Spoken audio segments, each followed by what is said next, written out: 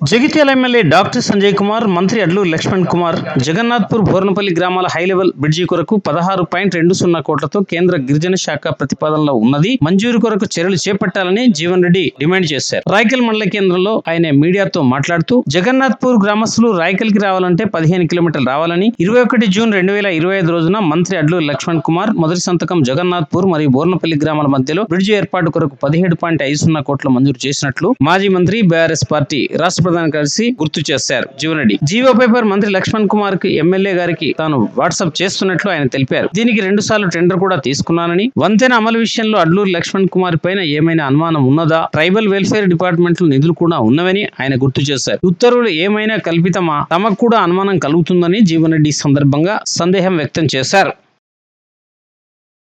మారుమూల గ్రామాలకు రహదారుల వ్యవస్థ బలోపేతం చేయాలనేటువంటి ఒక భావనతోని ఇప్పుడు మన జగన్నాథ్పూర్ ఏదైతున్నదో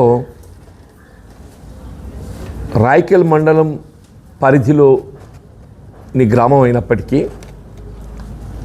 వాళ్ళు జగన్నాథ్పూర్ రాయకల్ రావాలంటే ఆ మల్లాపూర్ మండల్ బీవీ రోపేట్కి వెళ్ళి తిరిగి రావాలి. అంటే దాదాపు వాళ్ళు 15 కిలోమీటర్లు అవుతుంది.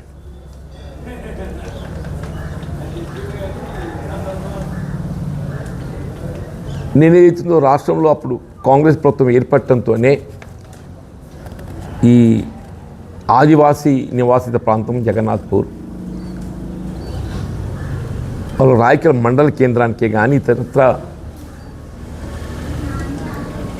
రవాణా సౌకర్యం కల్పింపచేయాలనేటువంటి భావనతోని నేను ముఖ్యమంత్రి రేవంత్ రెడ్డి గారు విజ్ఞప్తి చేస్తే సరే ఆయన ప్రతిపాదన పరిశీలింపచేయటం చివరికి ఏదైతుందో ఇప్పుడు అడ్లూరి లక్ష్మణ్ కుమార్ గారు మంత్రిగా బాధ్యతలు చేపట్టి నాటికి ఏదైతుందో ఫైల్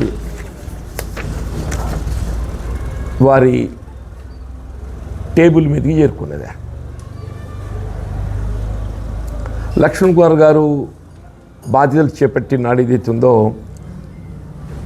వారిని గ్రీట్ చేయాలి, అభినందించాలి అనేటువంటి ఒక భావనతో వారు కలిసినప్పుడు ఈ ట్రైబల్ వెల్ఫేర్ శాఖ వారికే ట్యాంపు చేయబడ్డది కాబట్టి దానికి సంబంధించి సెక్రటరీ శరత్ మన జిల్లా కలెక్టర్గా పనిచేసాడు. ఆ ఫైల్ అంతా ఆయనని సర్క్యులేట్ చేయించారు. వారి దృష్టికి తీసుకుపోవడంతోనే మంత్రి అడ్లూరి లక్ష్మణ్ కుమార్ గారు వెంటనే ఫైల్ కాల్ఫర్ చేసి కొంత ప్రతిపాదన సిద్ధంగా ఉన్నది కాబట్టి 17.5 కోట్లతో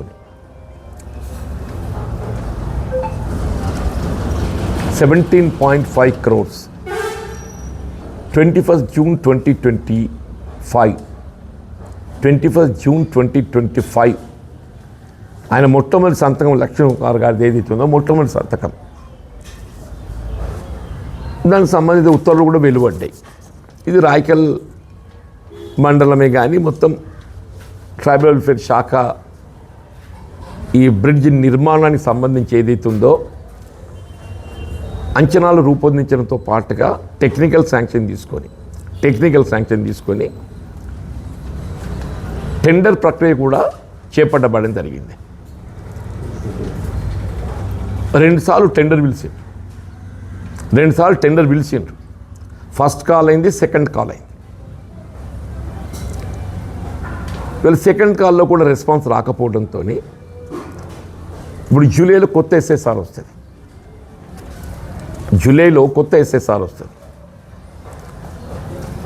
ఇప్పుడు కొత్త ఎస్ఎస్ఆర్తో ఏదైతుందో మళ్ళీ ఆగస్టులో ఫ్రెష్ టెండర్ పిలిచే విధంగా దాన్ని ఎస్టిమేట్స్ ఏదైతుందో రివైజ్ చేస్తుంది.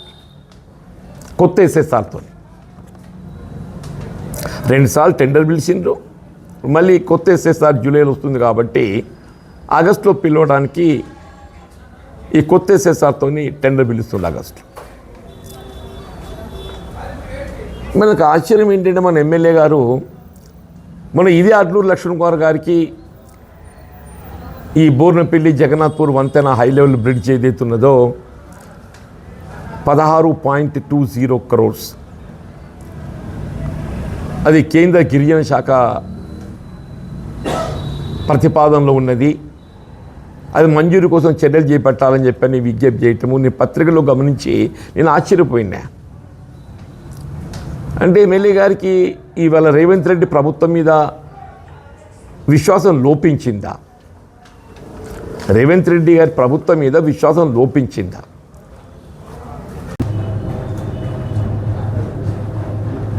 ఇప్పుడు ఉత్తమ్ రెడ్డి కానీ తుమ్మల నాగేశ్వరరావు కానీ రేవంత్ రెడ్డి గారు చదివించే పేపర్ చదువుడు కాదురా నాయన.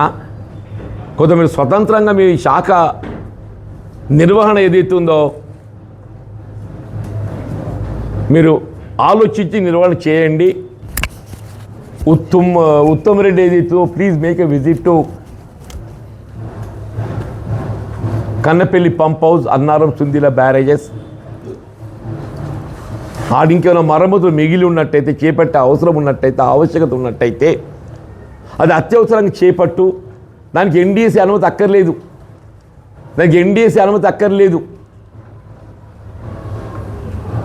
రిపేర్ చేసుకోవడానికి ఎన్డీఎస్సీ అనుమతి దానికి. ఇది నాకు అర్థమైతే లేదు. దీనిది ఎన్డీఎస్సే నేను మరమ్మతు చేసానికి ఆంక్షలు పెట్టిన. అదే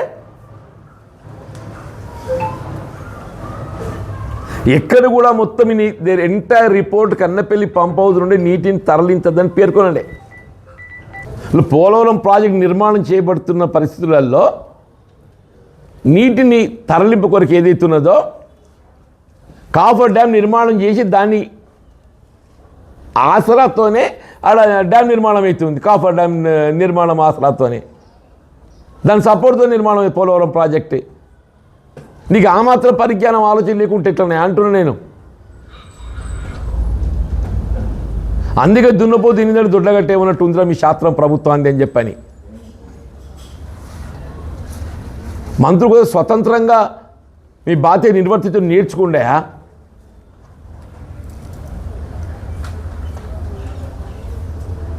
లేకుండా అందరూ కూడా ధర్మేంద్ర ప్రధాన్ లెక్క అవుతారు. రైతులు జంజీగా మారటానికి ఎక్కువ సమయం పట్టదు. రైతులు జంజీగా మారడానికి ఏదైతుందో ఎక్కువ సమయం పట్టది.